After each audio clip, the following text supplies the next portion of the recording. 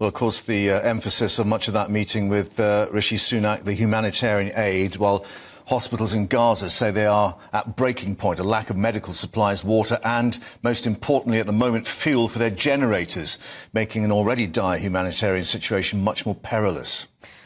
On Tuesday, an explosion claimed the lives of what are thought to be hundreds of civilians at the Ahli Hospital in the north of Gaza, with conflicting reports still on what happened and who could be to blame.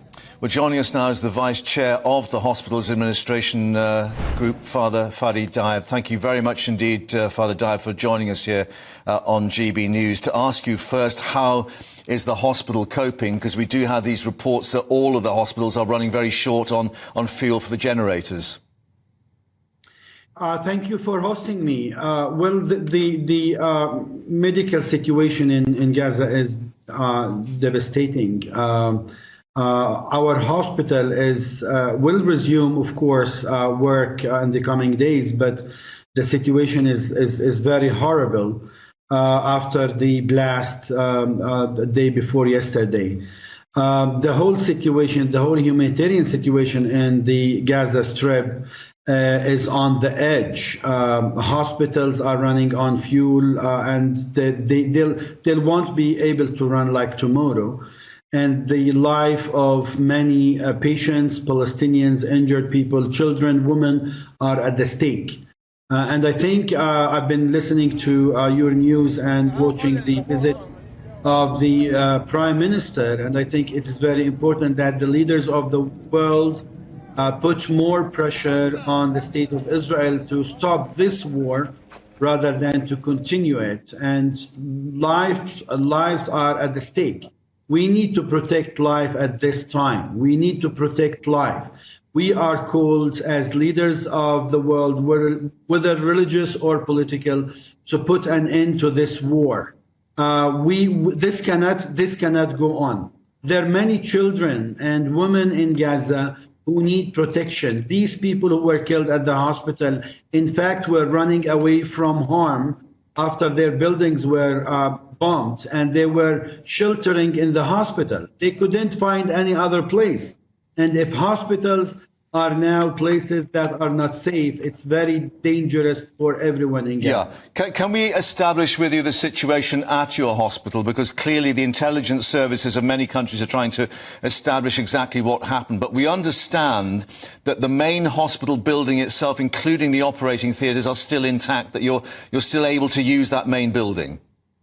We are still able to use the buildings. 3 days ago, our radiology section was hit by a missile and caused damage to the radiation room and the diagnostic room. This is actually a new section that is added to help cancer patients. Yeah.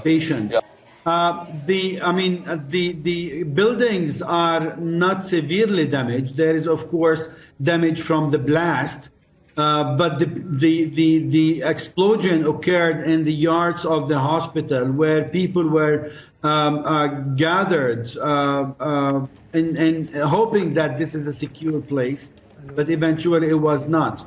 And that is why the other buildings of the hospital are intact, and they will resume work soon. Can I just ask you, Father, about the water supply? Because I've seen, perhaps misinformation here and there. The suggestion was that Israel controlled the power plant, and that's been cut. Does Hamas have control over water supplies? Well, I am not a spokesperson for Hamas. I don't know that. No, but as you understand it. Yeah, I don't know that. What I know from the people on the ground is that they have no drinkable water. And according to the World Health Organization, the water in Gaza is undrinkable. I think it is very important to know that the Gaza Strip has been under siege for the last 16 years, that Israel controls everything. It controls water, electricity, what goes in, what goes out. This is a human crisis. From our people on the ground, this is a human crisis.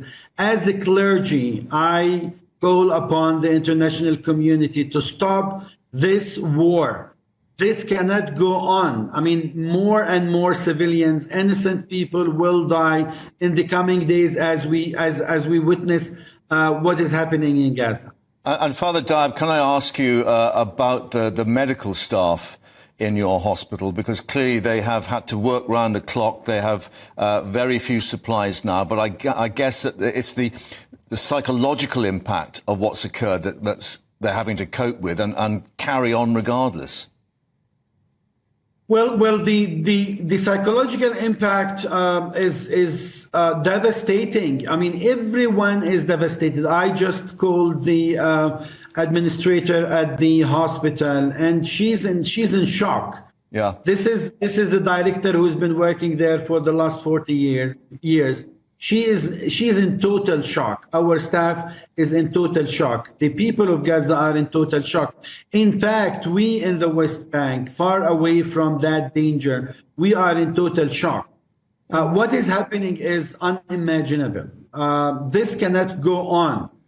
This should stop in one way or another. Yeah, can I ask you the very fact that you are there in Ramallah away from Gaza, because we've seen pictures, of course, of the protests in the West Bank. We've seen pictures of protests up in Lebanon, in Beirut. How difficult is the situation from your assessment there? Well, the situation is very difficult. People are very much frustrated.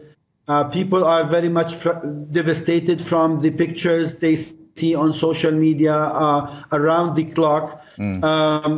People are very angry. They're very angry of what is happening in Gaza. They're very angry of the Western world. They're very angry of the humanitarian, organizations.